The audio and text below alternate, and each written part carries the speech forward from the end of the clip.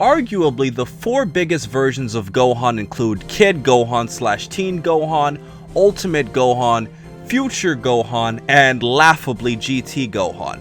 But out of all of these versions of Gohan, which is the best one? Well, to answer your question, alrighty guys, it is Qaaman here today, bringing you another Dragon Ball community response with Mozilla Vulpix, as we're going to be going through all of what you guys voted for on Twitter and responding to you today. So without wasting any more time, let's get straight into this video.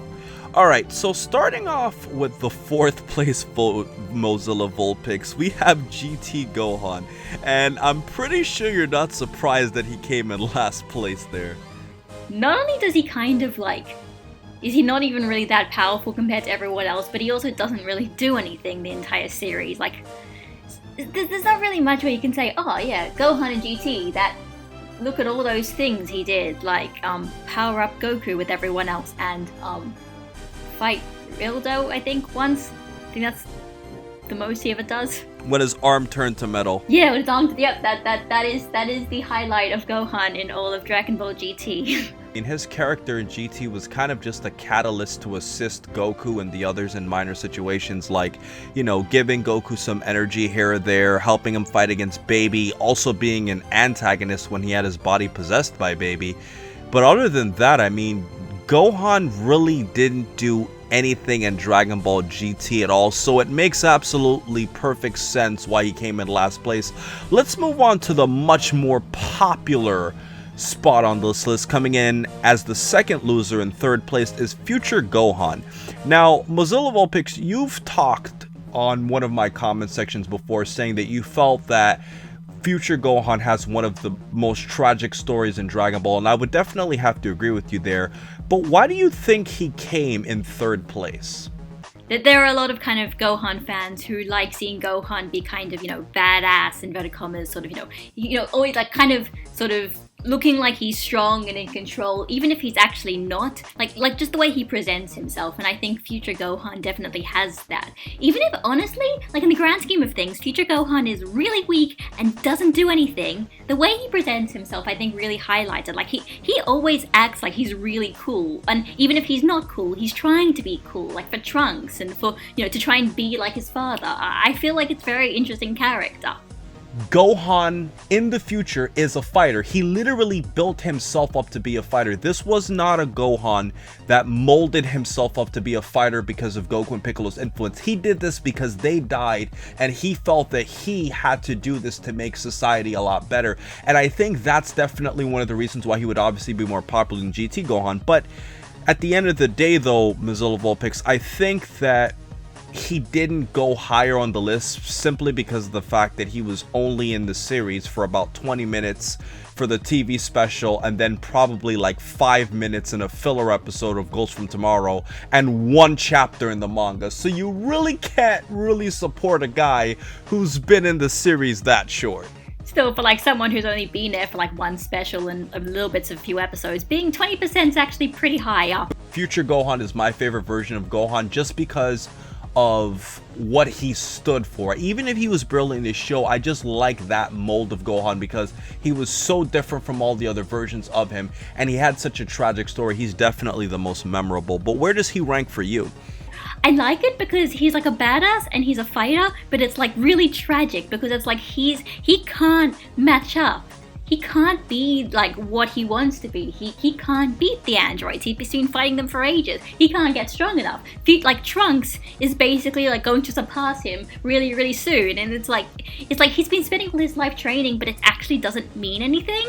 And he just dies. And then, especially in the manga version, he dies and nothing comes of him dying. It's just like, oh, and now he's dead. I just find it so interesting.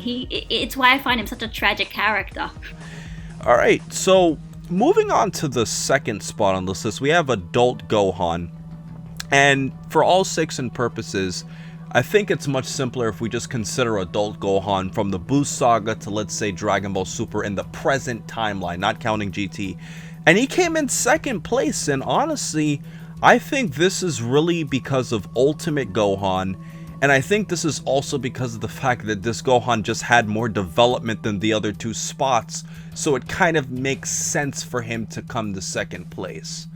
It's sort of hard to say, especially like what people are thinking when they say adult Gohan, because like honestly, even in the Boo saga itself, you have these kind of like two almost polar opposites where you've got like Great Saiyaman on one hand, and then you've got like Ultimate Gohan on the other hand, and they're like almost complete opposites there. So it's like, you know, someone might like one and dislike the other, and vice versa. So like I feel like this kind of like adult Gohan is just such a like big blanket. He could just kind of apply to a lot of different versions of Gohan and different reasons to why they like the character.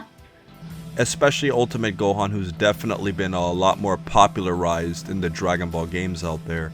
Well, another thing that I find interesting, Gabby, is that if you look at some of the Twitter responses, they were saying that they liked Ultimate Adult Gohan because this was a Gohan who was what he wanted to be, and they liked the fact that Adult Gohan was true to Gohan's actual character, because in GT he was what he was, but I mean he had no development. In Future Gohan, he wasn't what Gohan was supposed to be, but Adult Gohan was what he was supposed to be in a more peaceful time, so he kind of just had more development and was what he was. It doesn't feel like you could say that, like, you know, parents are telling him to do things and he's just sort of mindlessly doing them. You know, he's an adult. He can make his own choices. But, you know, going back to an earlier version of Gohan, Gabby, if we count the the pre-Cell game arcs, what do you think of the real Kid Gohan in this? I think his development, especially in the anime filler, is honestly some really fun stuff. Also because, like, you know, it's like sort of slow and gradual, like this is mostly filler stuff, but you know, the stuff where like in the anime and he's sort of learning how to kind of survive on his own and sort of like how to be strong and all that kind of stuff, and you know, sort of learning the realities of life when he's like 5 years old, and it's fun. And then, you know, he trains with Piccolo, and then he's training with Piccolo, and he's kind of like, you know, making Piccolo sort of seeing the best of Piccolo, and then it's like when you get to the fight with Nappa and Vegeta, and it's like you think he's ready and trained and is ready to fight, but then he's still like kind of cowering and not really wanting to fight sometimes, and he has to kind of like have things happen that kind of push him, and I don't know, I just really like him there. I think he's got a lot of character there, a lot of character development, and I feel like it's a bit underlooked by a lot of fans, so. I definitely think the Namek arc even expanded upon it, where he's seeing his friend Krillin being impaled by Frieza. He thought Piccolo, you know, could have possibly have died. He's seeing Vegeta literally changing in front of his eyes. So although he might not have lost as many friends during the Namek arc, I definitely think that actually had a big role on him, because remember, since everybody is dead, now Gohan himself now has to take the mantle of leadership, and he's one of the main characters that's actually changing the plot more so than in the Saiyan arc, where he's kind of just a character that kind of just let the other guys do their thing and he helped when he could. Now he has to, because he's literally it with Krillin and, you know, Goku and Bulma and Vegeta and Piccolo, so I think that would definitely have to be something interesting. It does feel like a natural progression to, like, you know, in the Saiyan arc he kind of sort of grew up a bit, and then Namek arc he's now sort of kind of grown up a bit more, so now he can like do things in his own free will, and it's fun. And ultimately, Gabby, there's no way we could possibly do this discussion without talking about the number one spot. Kid Gohan won this poll. This makes a lot of sense because of the video games and the show, but what do you think of the reasons why he won? I mean, well, like, but basically I think the moment you said Teen Gohan was going to be on that poll, that's kind of like, that was pretty much obviously going to be number one, because pretty much everyone seems to like Cell Games Gohan. I think the only person who doesn't, like, the only people who only really don't like him are the people who think that, like, his pacifism against Cell felt a little bit out of character, but besides that, it's like, it's like, not only does he, like, he looks cool in the Cell fight, he does really big stuff, like, you know, he literally beats the main bad guy and saves the day pretty much on his own, and he even kind of gets some character development there. Like, I feel like it's kind of the best of everything. Like, if you want something from Gohan, that's kind of like the pinnacle. When you mean by character development, are you talking about how he brought out his power and then actually felt a pain of loss by causing his dad to die?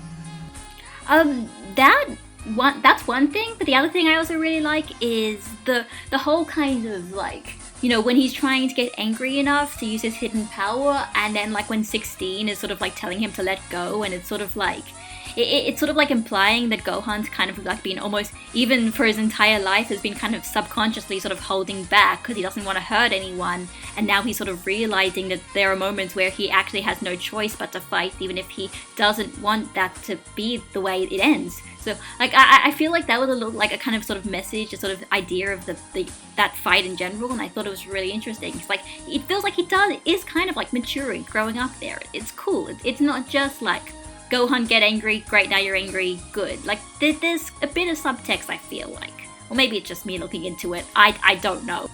Right, and I think another really interesting thing about Gohan's character was that, you know, there was also a scene where Cell was shooting that energy blast that was going to kill Vegeta, and he jumped in to save Vegeta, and that's development because Gohan didn't have to do that. I mean, he's pretty much the strongest good guy at that time, and he could have fought Cell hand to hand and put up a much better fight with both of his arms, but he chose to jump in and save Vegeta. So I would definitely say the character development was there. So ultimately though, this has been a fun conversation I had with Mozilla Vulpix. I really appreciate her coming out to, you know, have this conversation with me because she's a big Gohan fangirl. And it's really interesting to talk about the development of Gohan, as we've seen so many different versions of Gohan throughout the Dragon Ball series. And Mozilla Vulpix, Gabby, is there anything else you'd like to add before we close this out today? Great Saiyan's just great because he just feels like such an active character. He's just going around and being a superhero, and I enjoy him there because it's like, even if it's goofy, it's like it feels like it's something he legitimately wants to do, and it's not like some terrible situation, and like, you know, you're actually seeing him enjoying himself. Like, you don't see that very often, so I really like it when it happens.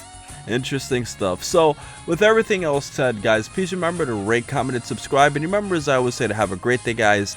And in addition to this video, also check out Gabby Mozilla Vulpix's video on Did Gohan Need Android 16 Steps to Turn into a Super Saiyan 2, where she goes really in depth about the characterization of Gohan and a lot of other stuff.